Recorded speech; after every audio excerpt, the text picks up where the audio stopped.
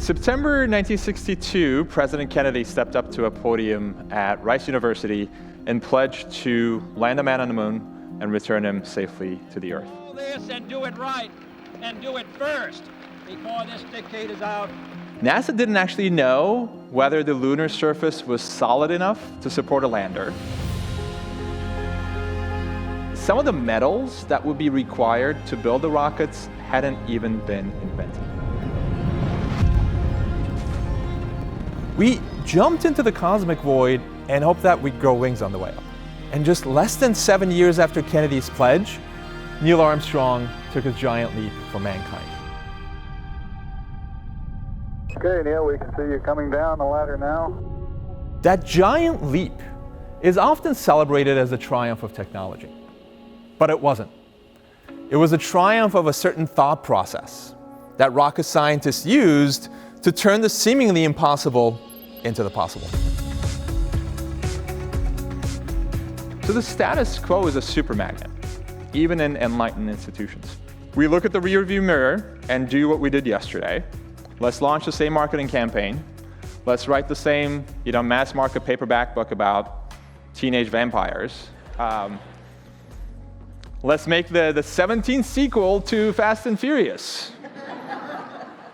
It's only when we sacrifice the certainty of answers and learn to embrace uncertainty that breakthroughs happen.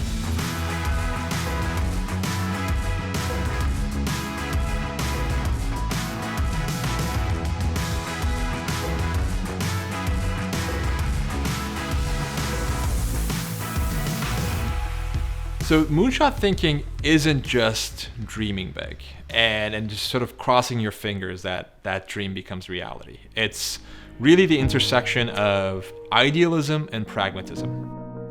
So the moonshot process has 4 steps. The first step is reimagine. Do we own our assumptions, or do our assumptions own us? Can you identify those breakthrough ideas that will allow you to define the future of your industry?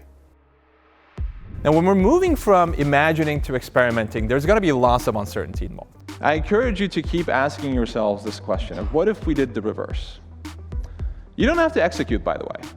Just a simple process of asking yourself that question is often sufficient to get you to question your assumptions.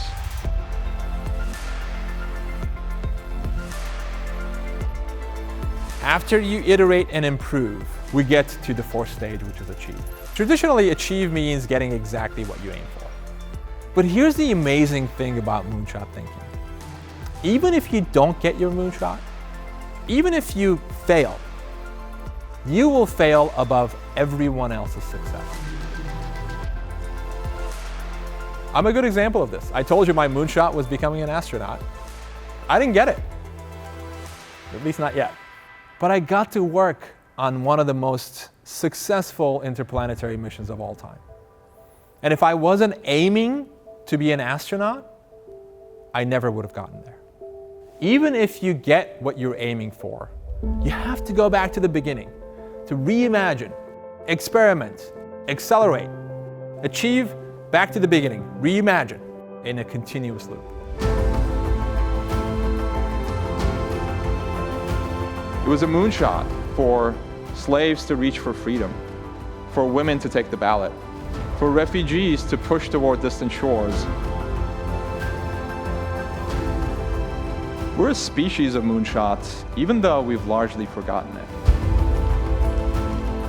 Breakthroughs are reasonable only in hindsight. The day before a major breakthrough, it's just a crazy idea. But if we restrict ourselves to what's possible given what we have, we'll never achieve escape velocity and create a future worth getting excited about.